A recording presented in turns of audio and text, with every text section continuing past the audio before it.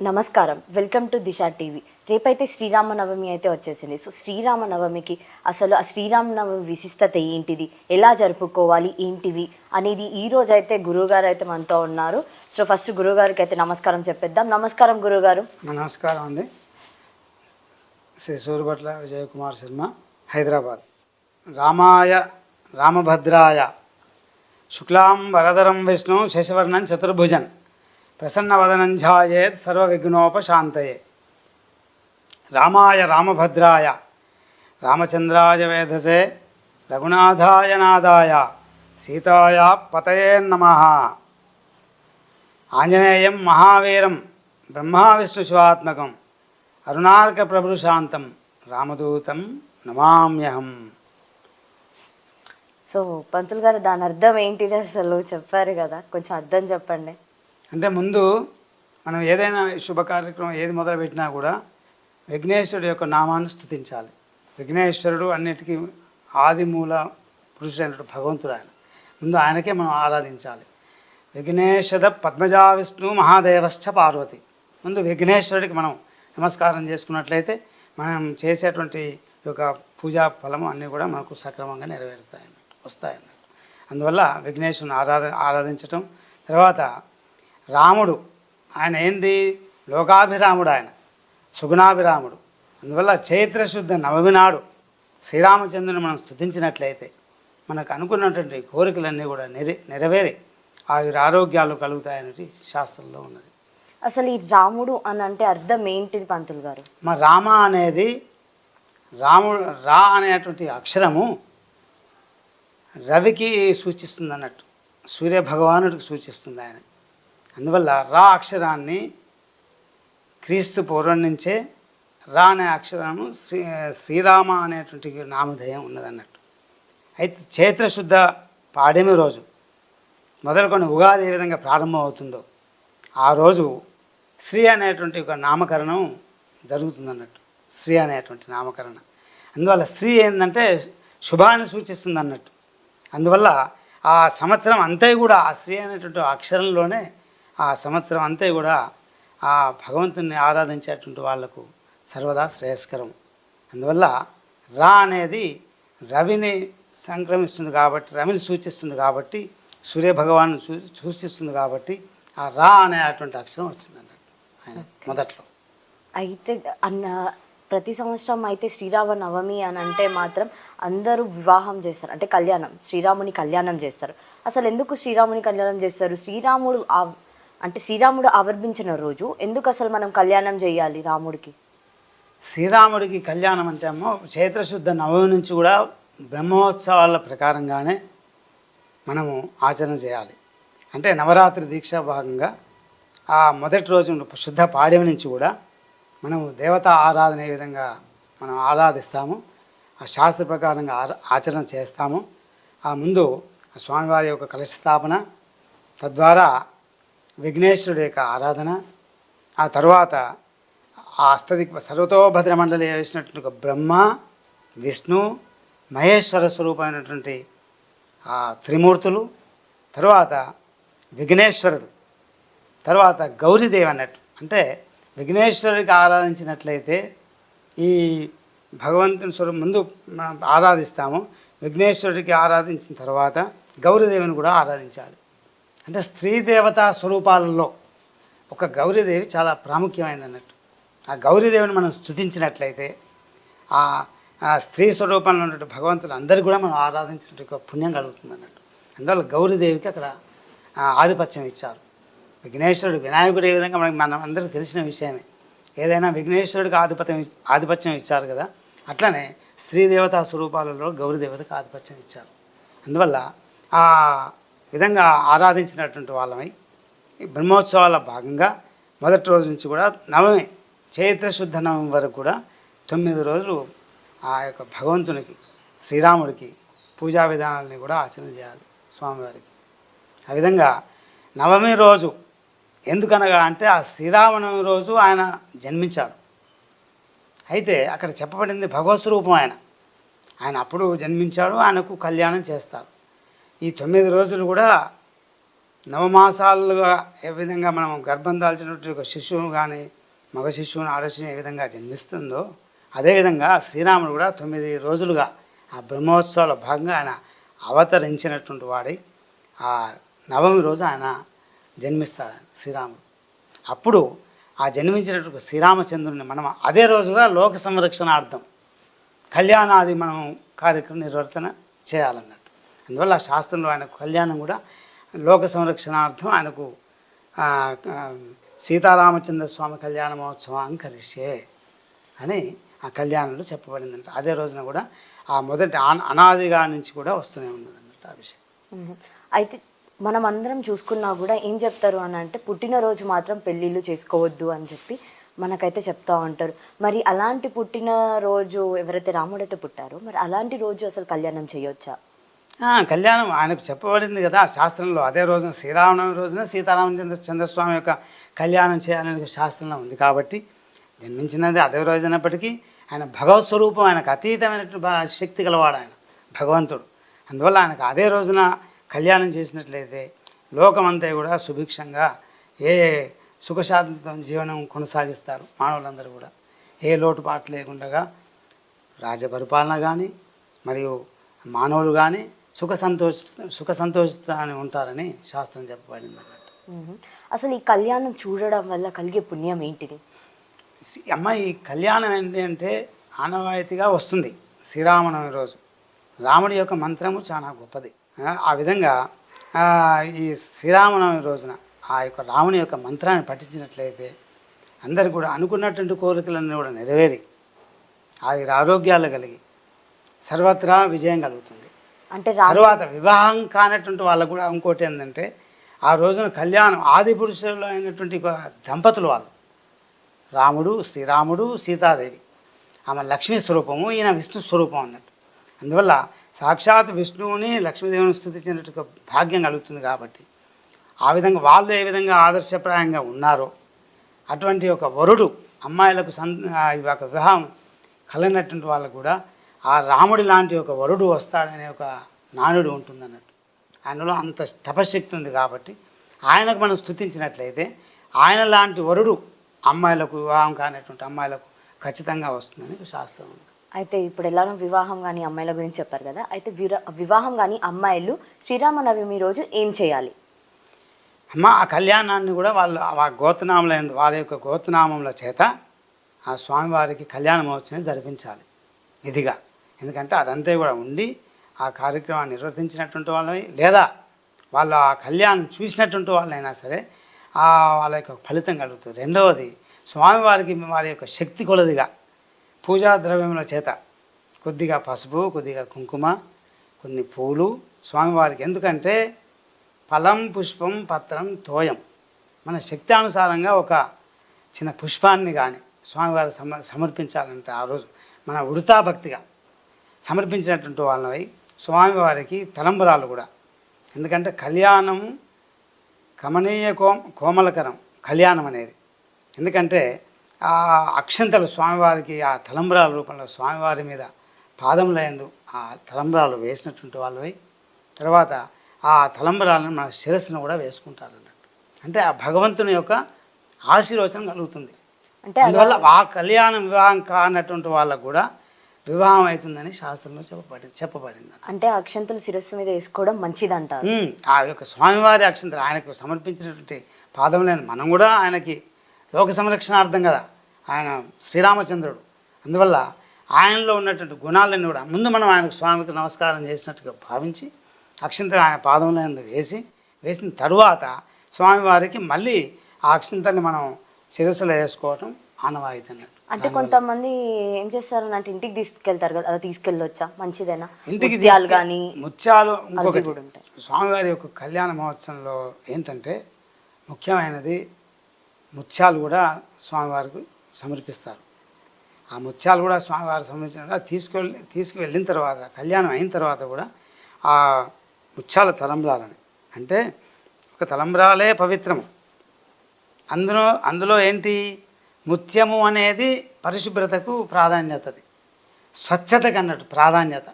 అంత స్వచ్ఛత ఉంటుంది. ఆ ముత్యం ఎలాంటి తెల్లటి గా ఉంటుందో ఆ విధంగా ఆయన మనస్సు, భక్తి, శ్రద్ధ అన్నీ కూడా అలాంటి ముత్యంలాగా అట్లా జగాయమానముగా ఇట్లా మెరిసేటువంటి ఒక ముత్యం మెరుస్తుందో అదేవిధంగా ఆ ముత్యాలను మనం తీసుకెళ్ళి భగవంతుని దగ్గర ఇంట్లో వేయాలట. వేసి అప్పుడు ఆ భగవంతుని నమస్కారం చేసి స్వామివారికి అప్పుడు మనము స్వామివారికి తీర్థప్రసాదం తీసుకోవాలన్న. సో పంతులు గారు ఆ రోజు అసలు ఏమేం చేయాలి, అసలు ఎలా పాటించాలి, ఇంట్లో కానీ ఎలా ఉంచుకోవాలి మొత్తం? అమ్మ ఆ రోజు ఏంటంటే శ్రీరామనవమి నాడు ముఖ్యంగా నవమే కాకుండా ముందు ఆ 9 రోజులు కూడా ఉపవాసముల చేత, ఎందుకు అనగా అంటే ఉపవాసం అనేది చాలా గొప్పది, శరీరానికి చాలా ముఖ్యమైనటువంటిది ఉపవాసం అనేది, ఆరోగ్యరీత్యా శుభం అన్నట్టు. అంటే అనారోగ్యాలు కానీ దరిచేరు, మన శరీరానికి అనారోగ్యం రాదు. అందువల్ల ఆ 9 రోజులు కూడా ఈ యొక్క వేసవి రోజులలో కాబట్టి చాలా ఎక్కువ తీవ్రత ఉంటుంది కాబట్టి, వేడిమి తీవ్రత ఉంటుంది కాబట్టి ఆ ఉపవాస దీక్షలు చేసినట్లయితే ఆ వేడిమి నుంచి మనకు శరీరం అనుకూలంగా ఉంటుంది అన్నట్టు. అందువల్ల ఆ ఆ 9 రోజులు కూడా ఉగాది మొదలుకొని కూడా 9 రోజులు ఉపవాస దీక్షలు చేసినటువంటి వాళ్ళవి. తర్వాత ఈ విధంగా శ్రీరామ నవమి రోజున మాత్రం స్వామివారి కళ్యాణ మహోత్సవం జరపాలన్నట్టు. అయితే శ్రీరాముడి కళ్యాణ మహోత్సవం అయితే అందరూ అన్ని చోట్ల జరుపుతూ ఉంటారు కదా, మరి ఏది విశిష్టత, అన్నిటికంటే ప్రఖ్యాతత దేనికి ఉంటుంది మరి? అమ్మ అన్నిటికంటే ప్రాముఖ్యత అనేది భగవంతుడు, ఆయన మనం ఆరాధించటం వల్లనే సమస్త జనులకు కూడా శుభం జరుగుతుంది. రామ మంత్రాన్ని పఠించినా సరే శ్రీరామ రామ రామేతి మనోరామే మనోరమే సహస్రనామతత్తుల్యన్ రామనామవరాననే, అంటే ఆయన యొక్క నామాన్ని ఆ పరమేశ్వరుడే స్తుతించాడట, ఆ విష్ణుమూర్తే స్తుతించాడట. అంటే అంతటి యొక్క శక్తి ఉందంట రామ అనేటువంటి ఒక పదంలో, అంత శక్తి ఉందన్నట్టు. ఆ శక్తి వల్ల ఆ నామాన్ని మనం పఠించితే మనకు కూడా అలాంటి భగవత్ శక్తి అనేటువంటి ఒక ఫలితం మనకు కలుగుతుంది అన్నట్టు. అంటే పరమేశ్వరుడే సాక్షాత్ అన్న పఠించినటువంటి వాడయ్యాడు. ఇక మనమెంత మానవులం కదా, మనం కూడా ఆ యొక్క నామాన్ని పఠించినట్లయితే సర్వదా శ్రేయస్కరం తెలియపరుస్తుంది అన్నట్టు. ఓకే పంతులు గారు, ఆ కళ్యాణం అయిపోయిన తర్వాత అయితే అందరూ పానకము తర్వాత వడపప్పు ఇస్తారు. అసలు ఈ పానకం అని వడపప్పు ఎందుకు ఇస్తారు? ఒకటి ఏంటంటే ఈ 9 రోజులు కూడా దీక్ష నియమం చేత ఉండాలి. అంటే బ్రహ్మోత్సవాలు జరిపినటువంటి యొక్క ఫలితం అన్నట్టు. అందువల్ల స్వామికి మనం ఎన్ని నివేదనలు చేసినా కూడా పాయసము, అన్నము, భక్షము అన్నీ కూడా మనం ఆచరిస్తాము, అన్నీ తయారు చేస్తాము స్వామివారికి. దాంట్లో భాగంగా ఏంటంటే ఈ యొక్క బెల్లం నీళ్ళు పానకం అంటారు వాటి, దాంట్లో మిరియాలు, అంటే ఇది కూడా శరీరానికి అనారోగ్యం దరిచేరకుండగానే. అందువల్ల ఆ పానకాన్ని మళ్ళీ తర్వాత మనం వడపప్పు అంటాం, వడపప్పు కానీ మనం నీటిలో నానబెట్టినటువంటి వాళ్ళని కూడా ఆ పప్పును మనం భుజిస్తాం స్వామివారికి నివేదన చేస్తూ. ఎందుకంటే పచ్చివి శరీరానికి మంచిది అన్నట్టు.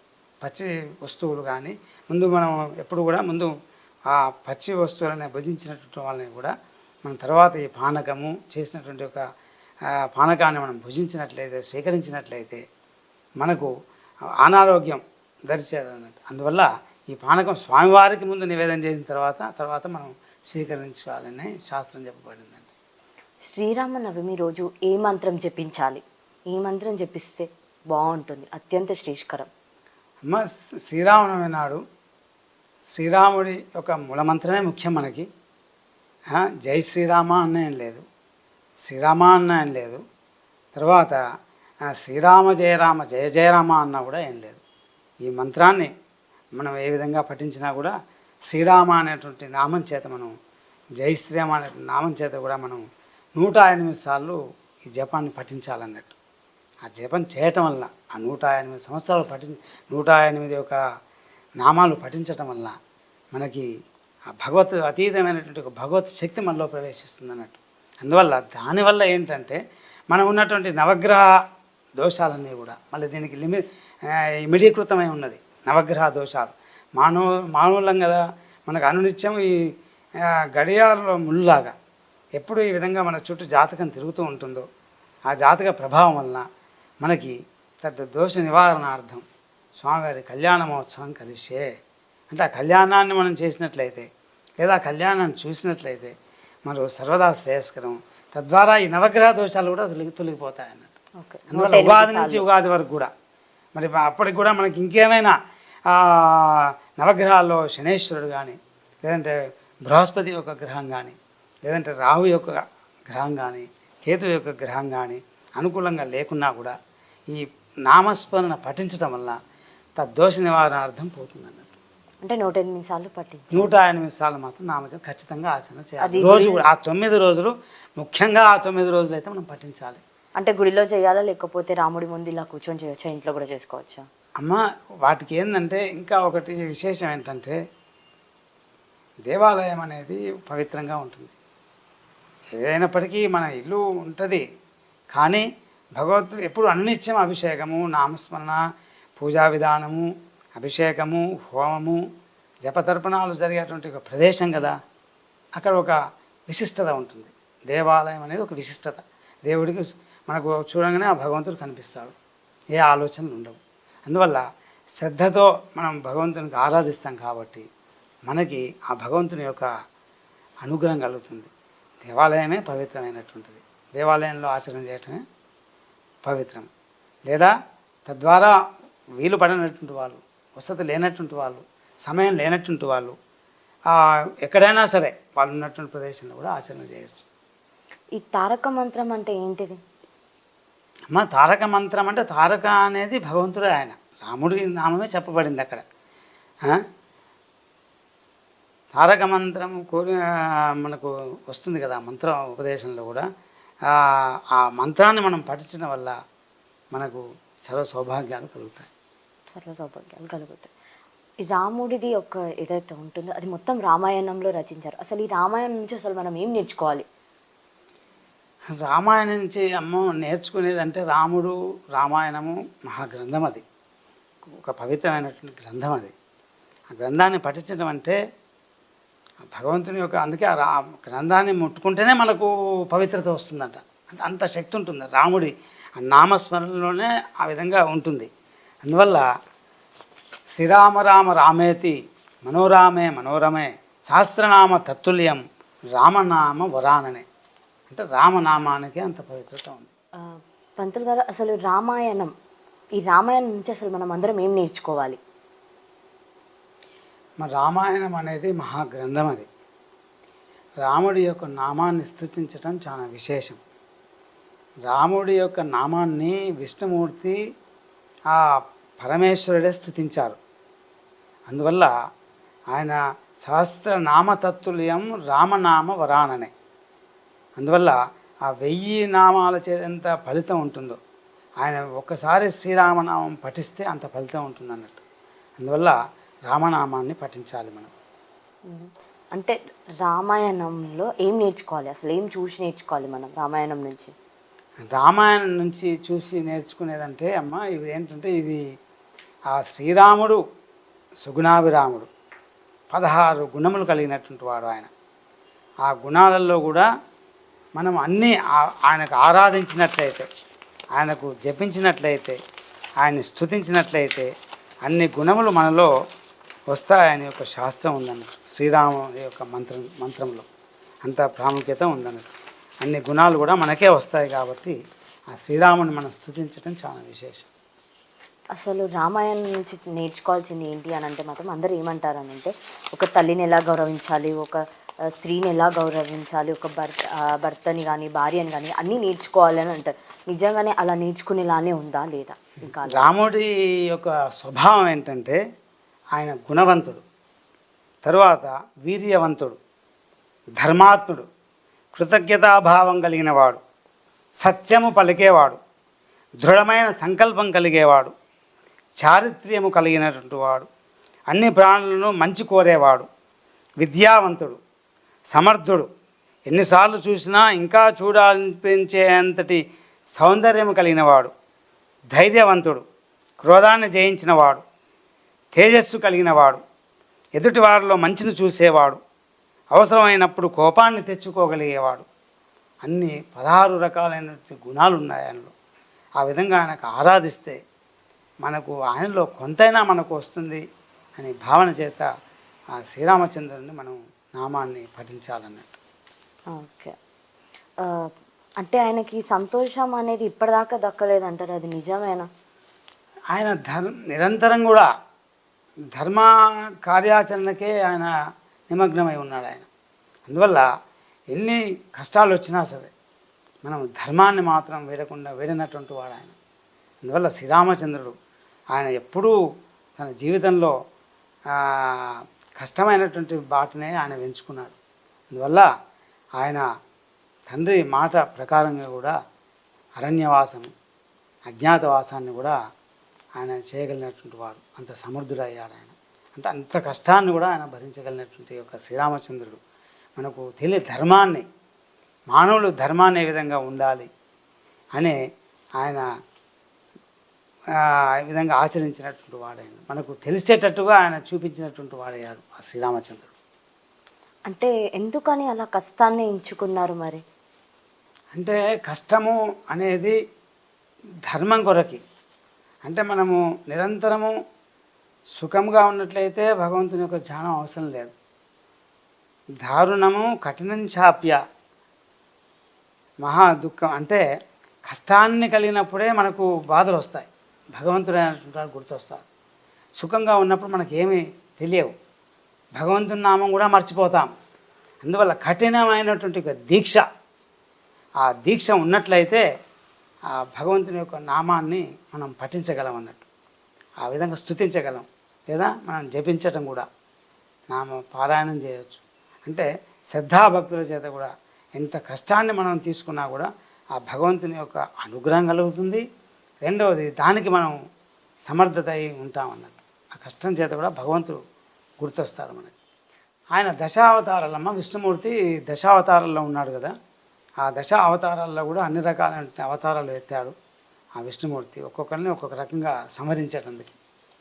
ఆ విధంగా 7వ అవతారం రాముడు రావణుణ్ణి వధించేటందుకు, ఆ రావణుణ్ణి సంహారం చేసేటందుకే ఈ రావణ అవతారం, రాముడి యొక్క అవతారాన్ని ఆయన జన్మించాడు ఆ అవతారంలో. తర్వాత అదంతా కూడా ఆ రామాయణ గ్రంథంలో కూడా అన్ని 7 ఖండాలుగా విభజించబడినటువంటిదే ఉందన్నట్టు. మనం చూసుకున్నా కూడా రావణాసురుడు కూడా ఆయన మహాశివ భక్తుడు అనమాట. మరి ఎందుకు ఆయనని సంహరించాల్సిన అవసరం ఏమొచ్చింది? అంటే రావణుడు ఎందుకు అవసరం వచ్చిందంటే సీతాదేవిని రామాయణంలో చెప్పబడినట్టుగా అరణ్యవాసం వెళ్ళినప్పుడు ఆయన ఏ విధంగా రావణాసురుడు అంటే ఆయన కూడా ఒక బ్రహ్మ, ఈ రావణుడు కూడా ఒక బ్రహ్మ. ఆయన అంత శక్తి, తపశక్తి కలిగినటువంటి వాడు. అంటే ఆయన మరణము రాముడి యొక్క అంశలోనే ఉంది.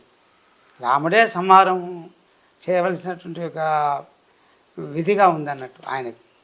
ఆ విధంగా ఆయన రాముడు సీతాదేవిని అపహరించటం, అరణ్యానికి అరణ్యవాసం వెళ్ళినప్పుడు కూడా సీతాదేవిని ఈయన తీసుకువెళ్ళటము, అపహరించటము. అందువల్ల అప్పుడు ఈ రాముడు రామాయణాన్ని కూడా ఇదంతా చెప్పబడింది అన్నట్టు. అప్పుడు ఆయన 12 సంవత్సరాలు అరణ్యవాసం, మిగతా 2 సంవత్సరాలు కూడా అజ్ఞాతవాసాన్ని చేయవలసిన పరిస్థితి వస్తుంది అన్నట్టు. అప్పుడు రావణుని రామాయణంలో కూడా చివరి క్షణంలో కూడా మళ్ళీ సీతాదేవిని తీసుకొచ్చినటువంటి వాడే అప్పుడు రావణుని సంహరిస్తారన్నట్టు శ్రీరామచంద్రుడు. ఓకే. తర్వాత వీళ్ళైతే మళ్ళీ వెళ్ళిపోతారు, కానీ అక్కడ కూడా ఓకే మొత్తం మంచిగానే ఉంది, సుభిక్షంగా ఉంది అనుకునే టైంకి మళ్ళీ సీతాదేవిని అయితే రాముడు అడవిలోకి పంపించేస్తారు కదా. అంటే ఎప్పుడైనా సరే కానీ కష్టకాలంలోనే ఉంటారా దేవుడు అనేవాళ్ళు? లేదు, ఆయన ధర్మం వరకే నిర్వర్తించాడు. ఆ అరణ్యవాసాన్ని స్వీకరించగలిగాడు, అజ్ఞాతవాసాన్ని స్వీకరించగలిగాడు.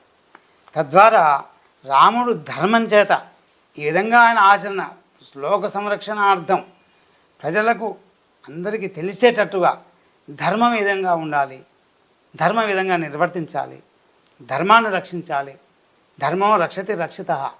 ధర్మాన్ని కనుక కలిగించేటట్టు మనం చేసినట్లయితే రక్ష కలుగుతుంది, మానవులందరికీ క్షేమం కలుగుతుంది అని రాముడు నిర్వర్తించాడు అన్నట్టు. ముందు ఆయన ఆచరిస్తే కదా నేను ఆచరణ చేస్తేనే ఎదుటి వాళ్ళకి తెలుస్తుంది అనే భావన చేత ఆయనే ఆచరణ చేశాడు ముందుగా ధర్మం చేత. ఎవరు కష్టాన్ని తీసుకోరు కదా, అందువల్ల రాముడే స్వయంగా ఆయన కష్టాన్ని తీసుకోగలిగాడు. అంత శక్తి తపశక్తివంతుడు కాబట్టి, ఆయన భగవంతుడే, సాక్షాత్ విష్ణుమూర్తి అవతారమే కాబట్టి, ఆయన భగవంతుడే కాబట్టి ఆయన స్వీకరించగలిగాడు. ఆ విధంగా ఆ రామాయణం అంతా కూడా ఆ విధంగా నడిచిందన్నట్టు. ఆయన నామంలో ఆ విధంగా జరిగింది కాబట్టి రాముడికి అంత నామధేయం వల్ల, నామం వల్ల అంత గొప్ప కీర్తి ప్రతిష్టలు కలిగాయి అన్నట్టు రాముడికి. అయితే మనం చూసుకున్నా కూడా రాముడి యొక్క పరమ భక్తుడు ఎవరు అని అంటే మాత్రం హనుమంతుడు మనకు అందరికీ గుర్తుకొస్తాడు. మళ్ళీ అలాంటి హనుమంతుడి యొక్క సాయం కూడా ఒకసారి రాముడు తీసుకోవాల్సి వచ్చింది. అసలు అంటే ఏంటి, దేవుళ్ళకి దేవుడు అంటే ఇట్లా సహాయం చేసుకోవాలా, సహాయపడాలా? అంటే వానర జాతిలో ఆంజనేయుడు భక్తి పారస్తున్నటువంటి వాడు, రామనామాన్ని పఠించేటువంటి వాడు ఆయన. అంటే రాముడి యొక్క నామాన్ని ఆయన రాముడి యొక్క హృదయంలో ఉండేటట్టుగా నిరంతరము ధ్యానం చేస్తూ ఆంజనేయుడు ఎప్పటికీ రామేతి రామ, ఎప్పుడు రామమంత్రాన్ని రామనామాన్ని పఠించి ఎంతో కీర్తి ప్రతిష్టలు కలగ చేసుకున్నాడు. ఆయన రాముడిలో లీనమైపోయాడు, రాముని హృదయంలో ఉండిపోయాడు ఆయన ఆంజనేయ స్వామి. అంత తపశక్తివంతుడు అయిపోయాడు ఆయన రాముడు రామనామాన్ని పఠించడం వల్ల. అందువల్ల ఆయన ఏంటి, ఇంకా ఆ వానర జాతిలో మిగిలినటువంటి వాళ్ళందరూ కూడా ఆయన యుగంలో రాముడి యొక్క పరిపాలనలో, శ్రీరామచంద్రుడి యొక్క పరిపాలనలో అందరూ త్రేతాయుగంలో అందరూ మోక్షానికి వెళ్ళినటువంటి వాళ్ళు అయ్యారు. ఇంకా మిగిలినటువంటి వాళ్ళు ఈ వానర జాతిలో ఉండిపోయారట. ఈ వానర జాతిలో ఉండిపోయారు వాళ్ళందరూ కూడా ఈ రాముడి యొక్క నామాన్ని పఠిస్తూ, అయ్యా రాముడికి మనం సహకారం చేయాలి, కొండంత దేవుడికి మనం కొండంత పత్రి వేయలేం కదా, ఆ భావన చేత మేము కూడా రాముడికి మా తోచిన ప్రాయంగా మేము ఆయనకు సహకారం ఇవ్వాలి అనే ఉద్దేశం చేత రాముడు ఈ ఆంజనేయుడు రాముడికి సహకారం చేశాడు. అందువల్ల ఆ సముద్రాన్ని కూడా ఆయన వెళ్ళినటువంటి వాడే, సప్త సముద్రాలు కూడా వెళ్ళినటువంటి వాడే కూడా ఆ సీతాదేవిని తీసుకొని కూడా సహకారం అందించాడు ఆయన. ఈయన సహకారం వల్లనే ఆ సీతాదేవిని కూడా ఆ లంకానగరం నుంచి కూడా తీసుకొచ్చినటువంటి వాడే అన్నాడు.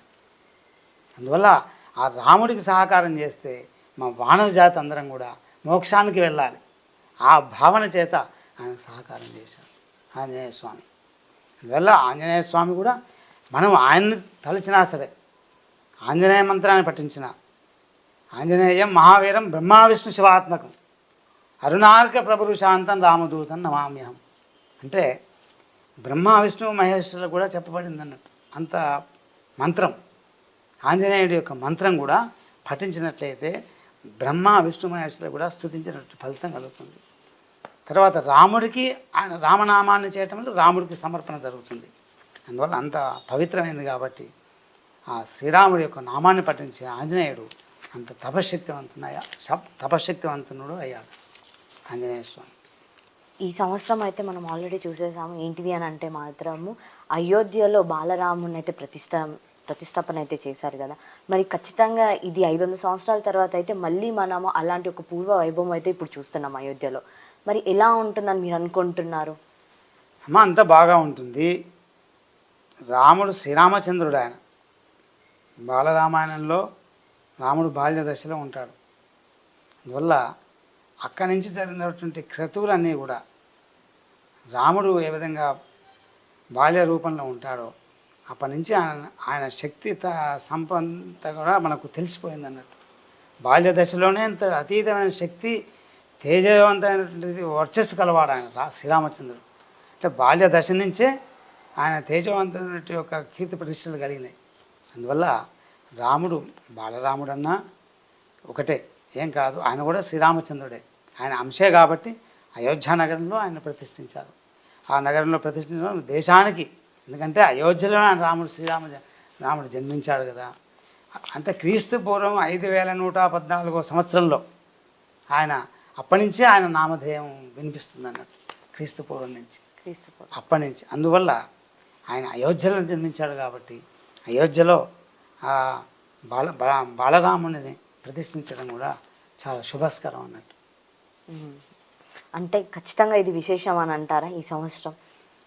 అమ్మ ఈ సంవత్సరం విశేషమే అయినప్పటికీ ఎప్పుడూ జీవితంలో అనునిత్యం ఒడిదుడుకులు ఉంటూనే ఉంటాయి, కష్టాలు ఉంటాయి, సుఖాలు ఉంటాయి. ఎప్పుడు సుఖం ఉన్నది అని సంతోషపడద్దు, ఎప్పుడూ కష్టం ఉందని సంతోషపడద్దు, దుఃఖపడద్దు. అందువల్ల వీటిని రెండు కష్టాన్ని సుఖాన్ని స్వీకరణ చేయాలి. అప్పుడే మానవుడు భగవంతుడే ఆయన శ్రీరామచంద్రుడే కష్టాన్ని స్వీకరించాడు, మనం ఎందుకు స్వీకరించకూడదు అనే ఒక భావన ఉంటుంది. అందువల్ల ఏదొచ్చినా సమతుల్యత సమదృష్టితోనే ఉండాలి. అప్పుడే మనకు ఒక స్థిత ప్రజ్ఞత అనేది కలుగుతుంది అన్నట్టు. భగవంతుని యొక్క భక్తిలో భాగంగా ఆయనలో ఉన్నటువంటి యొక్క గుణాలన్నీ సుగుణాలన్నీ కూడా మనకు సంక్రమిస్తాయి. సో ఈ శ్రీరామనవమికి అయితే మీరైతే మాకైతే చాలా అంటే చాలా విశేషాలు చెప్పేశారు. థ్యాంక్ యూ అండి, థ్యాంక్ యూ సో మచ్ చెప్పినందుకు. ఈ శ్రీరామనవమికి ఎలా ఉండాలి ఏంటిది పాటించాలని చెప్పినందుకు థ్యాంక్ యూ అండి. సో చూసారు కదా, ఆల్రెడీ స్వామి అయితే చెప్పేశారనమాట ఏం చేయాలి ఏం చేయొద్దు, రేపైతే ఎలా ఉండాలి, శ్రీరామనవమికి మనం ఏమేం పాటించాలి, ఎలా ఉండాలి, ఎక్కడైతే అంటే గుడి లేకపోతే మీకు సంబంధించిన ఎక్కడైతే వివాహం జరుగుతుందో శ్రీరాముడి కళ్యాణం జరుగుతుందో అక్కడైతే వెళ్ళి చూసినా కూడా అది మనకి ఎంతో పుణ్యం అని చెప్పి అయితే చెప్పేశారు. సో మీరు కూడా ఖచ్చితంగా ఎక్కడైనా మీ దగ్గరలో ఉన్న వాటికి వెళ్ళి ఖచ్చితంగా ఆ కళ్యాణ మహోత్సవాన్ని అయితే చూడండి.